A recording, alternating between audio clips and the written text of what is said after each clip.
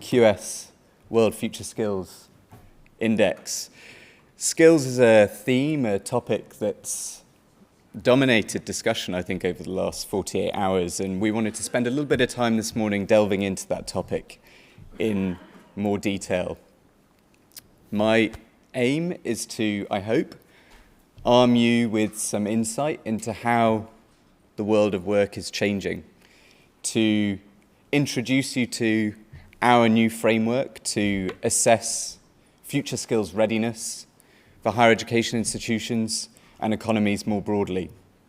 And we'll preview to you some initial results and findings from the report that's ready to be published in early January.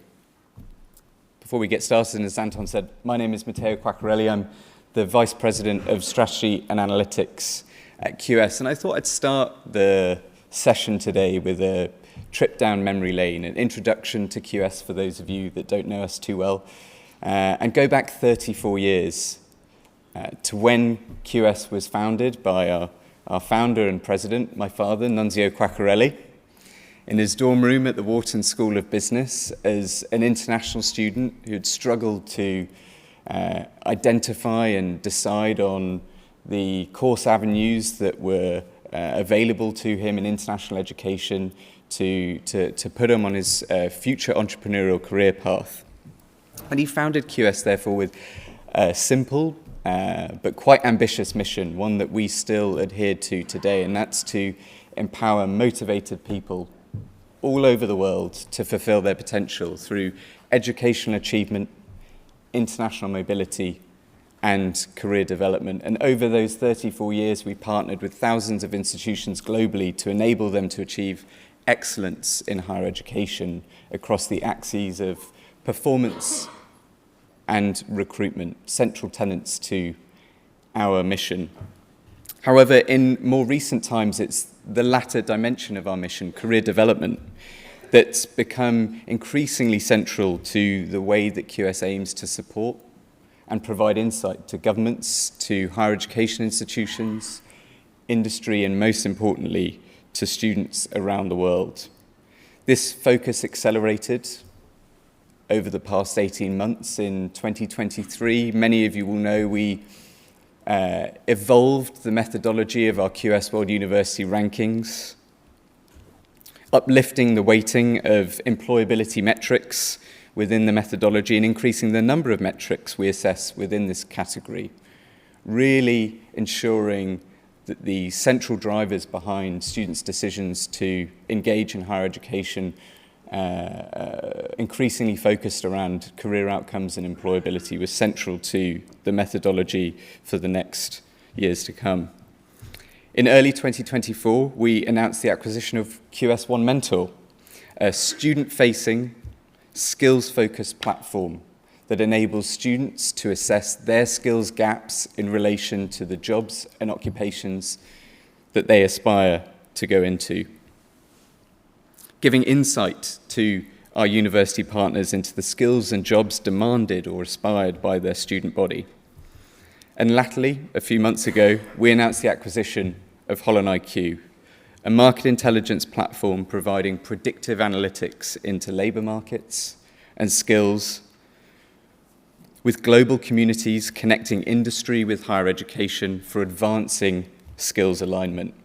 And this journey to a skills-focused support for higher education continues through the introduction of the QS World Future Skills Index.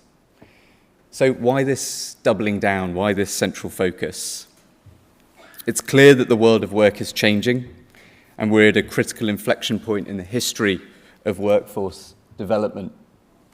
This graphic neatly captures the unprecedented rates of industry innovation, the cycles of industry revolution that we're moving through, and the fifth industrial revolution is upon us. With that has come a dramatic change in the skills landscape for tomorrow's workforce. And it's clear that for the global workforce to remain productive and valuable contributors to society, that transformational skills adaptation will be required.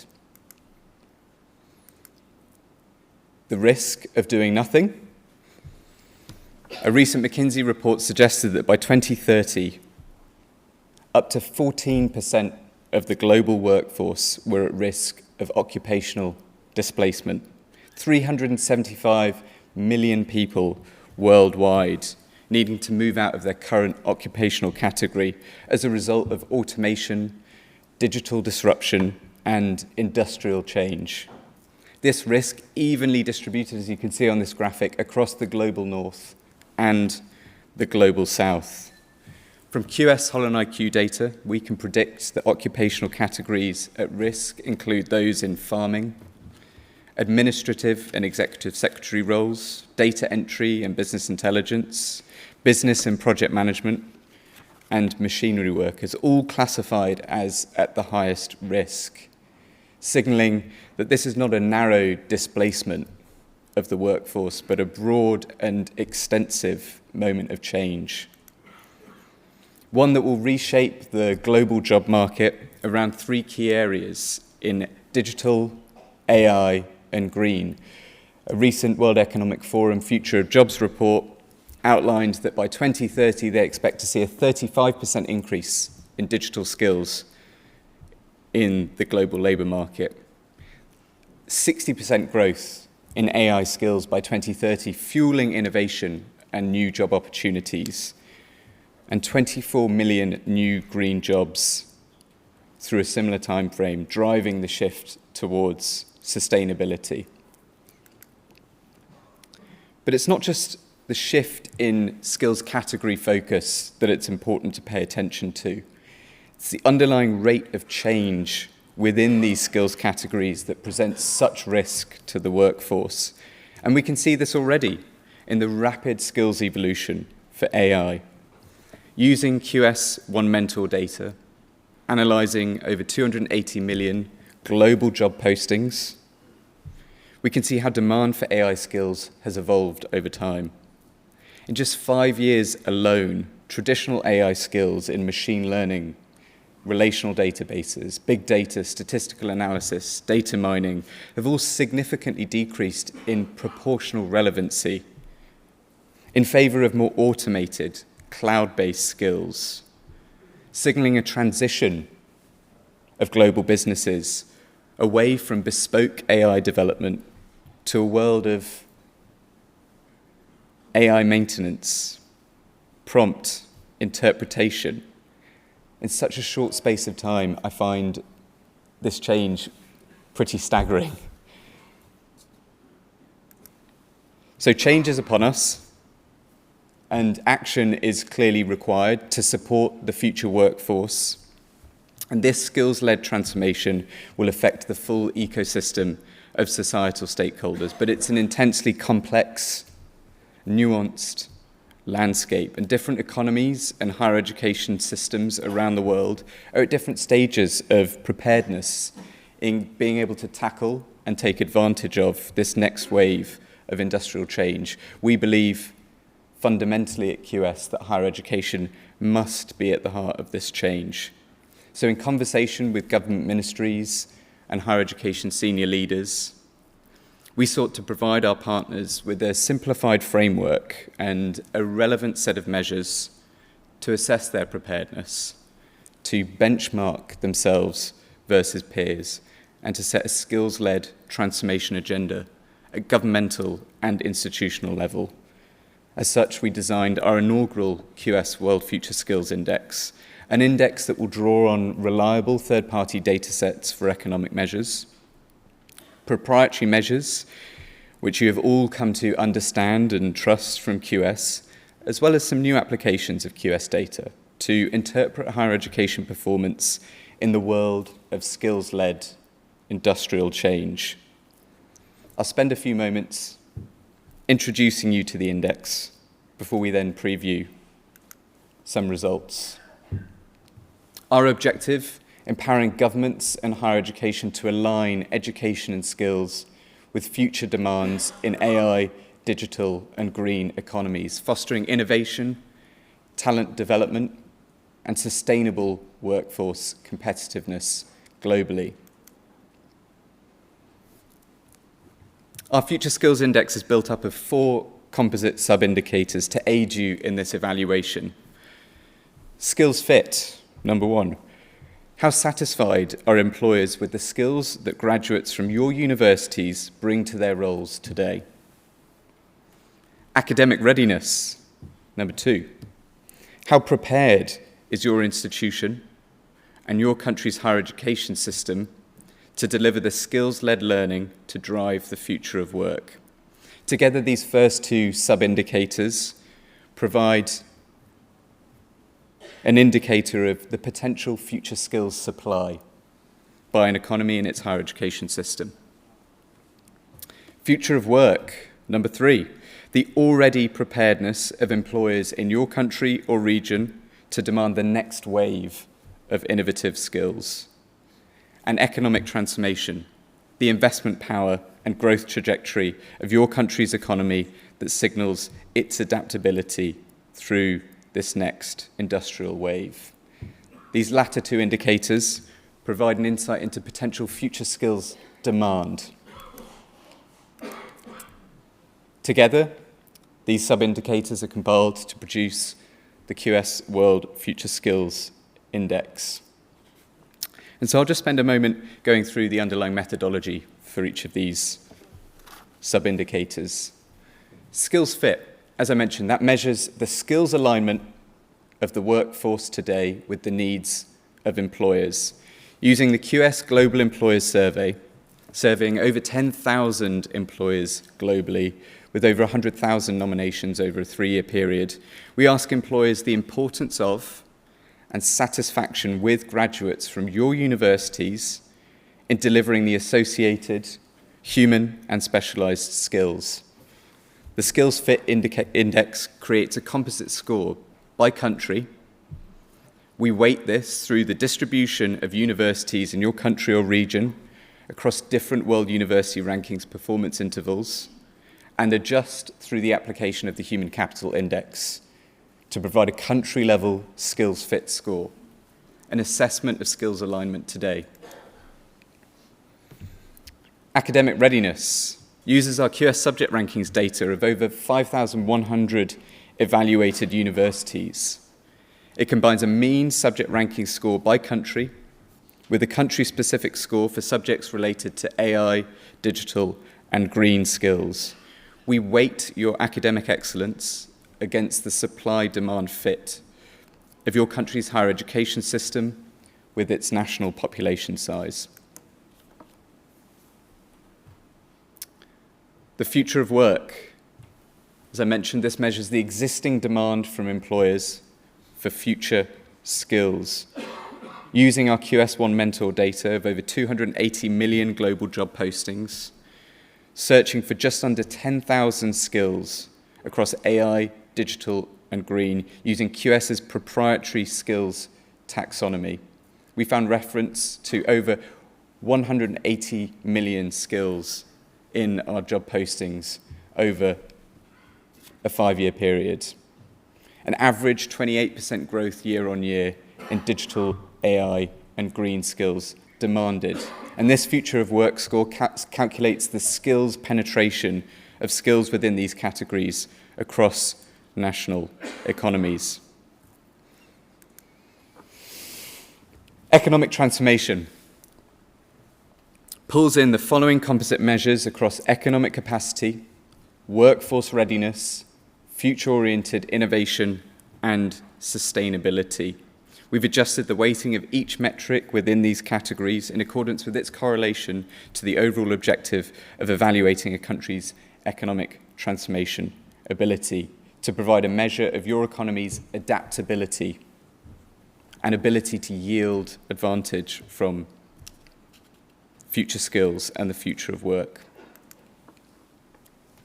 Together, this provides you with a simple to understand, we hope, analytical framework to assess global future skills readiness, to benchmark your preparedness versus peers at a country and institution level, and assess the skills gaps that need closing to drive greater workforce impact.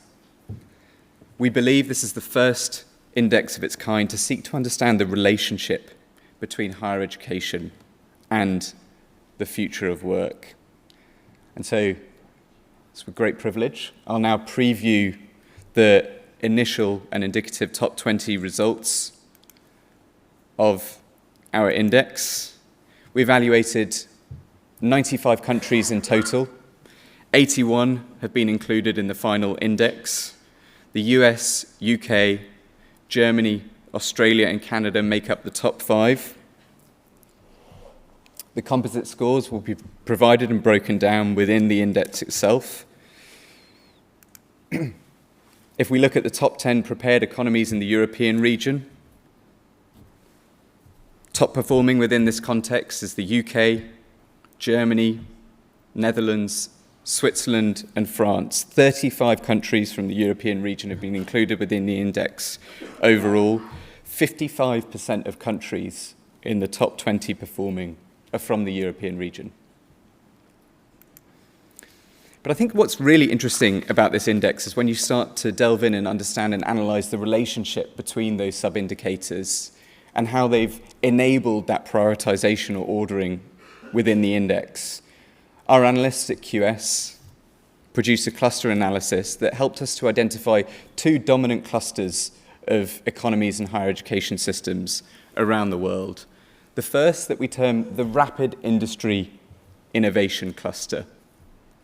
This is a cluster of countries and higher education systems that are seeing their economies and industry transform faster than the skills adoption or adaptation of their workforce. In other words, skills demand is significantly outstripping the potential skills supply. Only 30% of countries within the index fall into this category. Notable examples include Brazil, China, India, and the US. Our report will spotlight and go into a bit more detail around this clustering.